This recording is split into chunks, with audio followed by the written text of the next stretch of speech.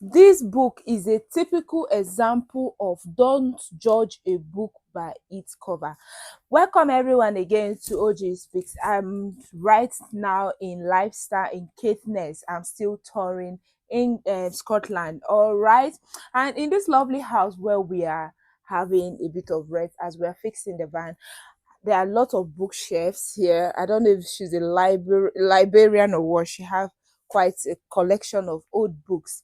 And I saw this book. He said the occult connection, bizarre belief and practices. I've been scaring. I've been meaning to look at it, but the name and everything just scares me away. I was like, I don't know what it's going to entail, right? I was scared to look at it. I read other books, and yesterday I was like, you know what? You need to overcome your fear. And I went to grab it. I grabbed it. I was like, oh, let me just look at the surface and then drop it, because I'm seeing occult connections. I was like, no, no, no, no, no, and all that. But to my surprise, when I started reading about the stars, the palm trees, and Mark was like, which book are you reading? I said, it's this book. He said, how does it correlate? He talks in about numerology, that is the belief of numbers, right? And as an African girl, I have a little, even though I have little of it, because on some we see it in our Nollywood of back then, our ancient way of life, right?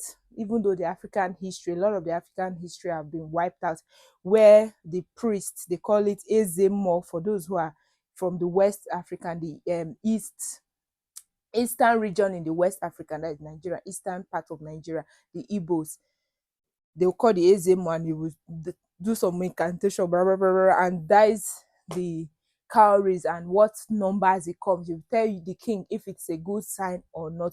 So that is an ancient civilization practice, and that is what this book tends to cover. And also for your palms, it tends to cover different ancient practices, and how, like, zodiac signs, how they got to read the stars, the position of the stars, the moon, horoscopes, and all that.